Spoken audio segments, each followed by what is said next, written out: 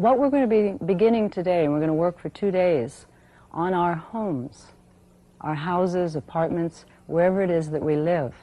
And I'm going to be asking you to think about your home.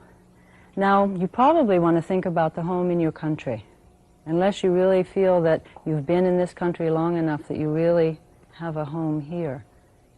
In that case, you can think about your home here.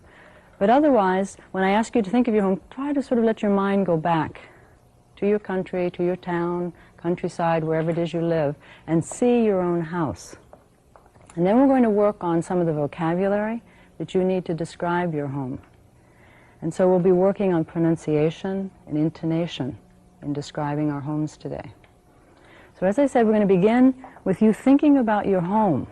So use your mind's eye and kind of go back and see your house or apartment, whatever it is you live in. Some of you can close your eyes if you want to, if it makes it a little bit easier, right, instead of being here in the classroom.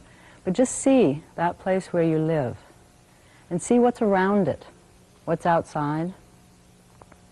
Feel the temperatures, the smells, everything that goes with your house.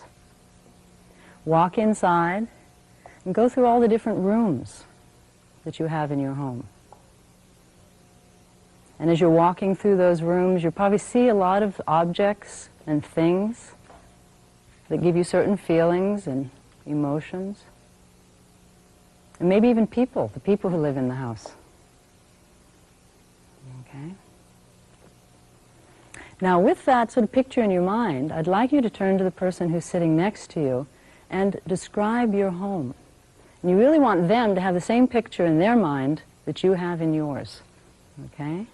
So just turn to the person who's next to you and describe your home to them. Okay? So we've got 2 here, 2, 2, 2, 2, 2, 2, 2, 2. Okay, we have to have a 3 right here. Okay? Okay, would you join? And we have, we didn't have many things, but the things that we have was very nice. I live with friends from other countries, and we share all our experience. And how many rooms? How many in your apartment? 3 bedrooms. 3 bedrooms. And 1 room big, and a kitchen. All of them are huge or are big? Yes, were big, and it was very nice because all the things were sharing, and the work was shared too. What about you? Okay, I live in Conakry City, West Africa. I like my apartment.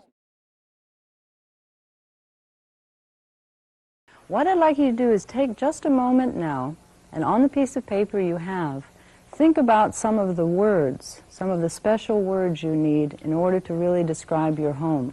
So it might be words for particular rooms that are very important to you, or a feeling, a word that describes a feeling or a thought or how it looks. And just try to list some of the words that you would need to use in describing your house. You've probably been using them already, but try to capture the very special words. So just make a list for yourself on your paper. Just try to write as many as you can. Just keep writing.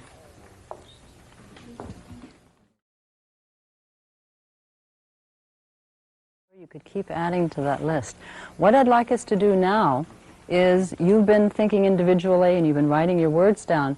On the board, we're going to make a collection of some of your words, with everybody contributing words that you would like to work on. Remember I said we were going to work on pronunciation, and then being able to take some of these words and use them in sentences. Right? So if you'll call out your word, I'll write it on the board, and we'll keep going until we can fill up the board with words. Okay? So anybody who would like to give me one of their words? Clean. Clean. Clean. Okay. Next one? Fence. Fence. Pacific place. Pacific place. Okay, as in the ocean? No. Peaceful place. Yes, Warm. peaceful. Warm. A little bit different perhaps in some of the ways that you've worked with pronunciation. You're going to be the ones who are saying the words, and I'm going to be the one who's repeating the words. You're in control, okay? And the first way we're going to do that is we're going to do it chorally, meaning you can all say the words. And we'll start with the first word, and we'll go down the list. You say the word as the group, and then I will say the word. Then you say the next word, and I will say the word. Okay? All right, so I'm repeating after you. Okay? And I'm going to go behind you. So you're looking up here. You're only listening to me. Okay? So let me get back there first. Okay, we want to read the first word? Clean. Clean. Clean. No, don't. Fence. Peaceful. Peaceful. Warm. Comfortable. Cozy. Quiet. Okay, let's do the flowers first. Flowers. Quiet. Large. Huge. Big. Okay, let's go to big first. Big. Now you can do it individually. And if you would like to work on the pronunciation of one of the words up there, just raise your hand, then say the word, and I'll repeat the word. If you want to say it again, you can say the word again, and I'll repeat the word again. If you want to say it again, I'll say the word again. I'm like a computer. I'm going to keep saying the word the way I normally would say it. And if you want to keep practicing with the computer, you can. If you want to stop the computer, you have to stop. Okay, because I'm repeating after you. All right? Okay, so just raise your hand and then begin, and we'll work with quite a number of people. Okay? All right? Here? Comfortable. Comfortable. Comfortable. Comfortable. Comfortable. Comfortable. That's okay. Cozy. Cozy. Cozy. Cozy. Cozy. Cozy. Sure. Okay. Okay, Warm. Warm. Warm.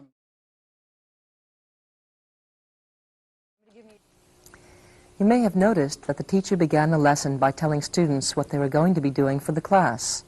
The teacher does this, recognizing that any new learning experience can be threatening.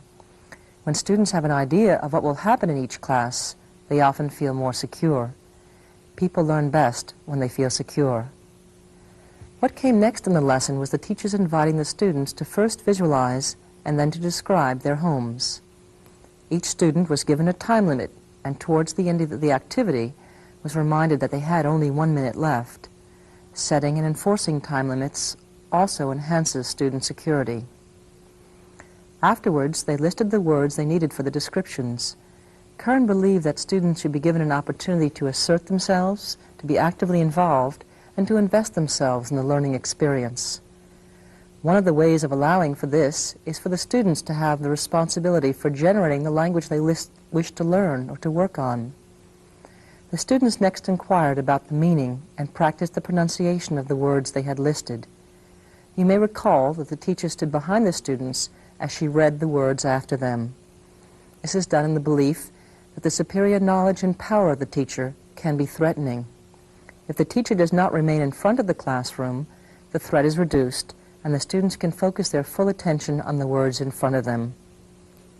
When the students practiced the words individually, they chose which words they wished to have the teacher repeat, an exercise termed the human computer.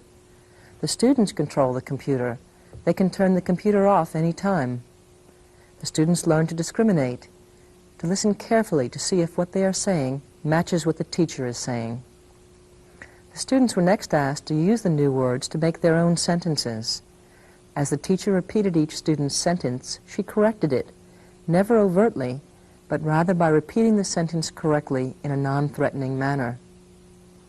The last part of the lesson was devoted to a feedback session in which the students reflected on what they had experienced and felt during the lesson. The teacher listened and showed each student she understood what each one was feeling.